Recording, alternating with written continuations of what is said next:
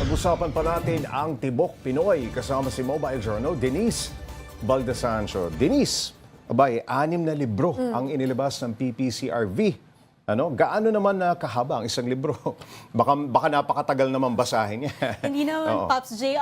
Nung nasilip natin yung libro, manipis lang. So kung babasahin natin, pero actually, these books were made para talagang namnamin. So a day or two, kung matagal kang magbasa, maybe a week, pero masyado naman matagal yun.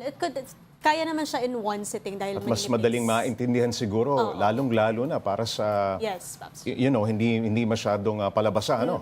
Okay, ano raw ba ang nakikita ngayon ng PPCRV sa pagboto ng mga Pinoy sa paglabas ng mga librong ito? Napapanahon ba?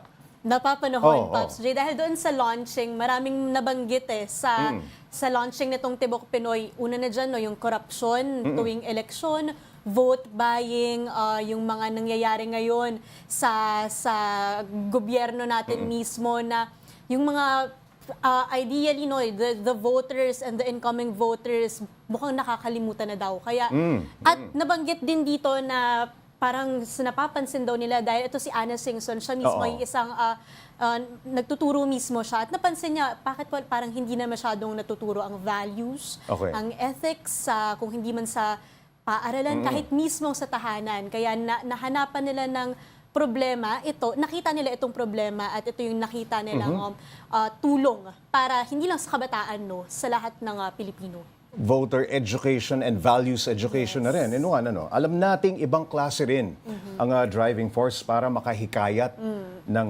botante. Gaano ka positibo ang PPCRV na makatutulong ang kanilang libro sa pagpili ng mga tamang iahalal sa pwesto? Very positive ang PPCRV. Kahit nga daw may mga nagsasabi sa kanila na napaka-idealistic dahil siguro ine-expect ng iba na sa pamamagitan ng libro sa tingin nyo ba ay magbabago overnight. But hindi ito overnight. Hindi ito yung iniisip natin na nabasa natin yung libro. Long term talaga ito. Long term, nabanggit niya na ito pa lang yung simula para sa pagbabalik o pag-empower natin sa mga Pilipino.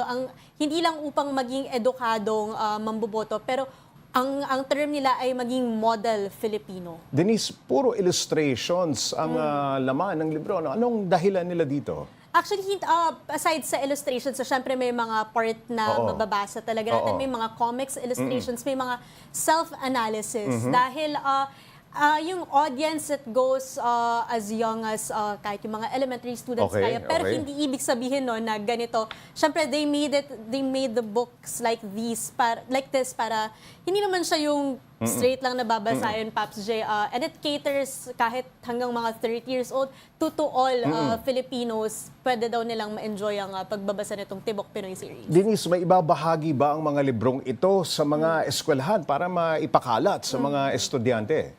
Sa ngayon, Pops J, doon lang muna siya sa mga partner na parish centers. Mga communities. Na partner communities. May mga centers ng PPCRV kung saan ipinamamahagi itong mga libro. Pero even yung SEAP in partnership sila right now. So dito ipinamamahagi ang mga libro. Pero hopefully daw kung pwedeng magka-partnership with DepEd, maging sa mga ibang universities. Ipamahagi ng libre. Yun ang maganda. At actually, available din siya, Pops J, online. So kung pwede rin daw makakuha ng soft copy nito online, maging yung podcast at tutorial para kung nais gamitin bilang material ng mga guro sa mga talks, ganyan, pwede daw. So nabibili online, Paano siya? Libre online. Libre online. Yes. Okay. Well, magandang programa yan. Maraming salamat, Mobile Journal. Denise Baldesancio.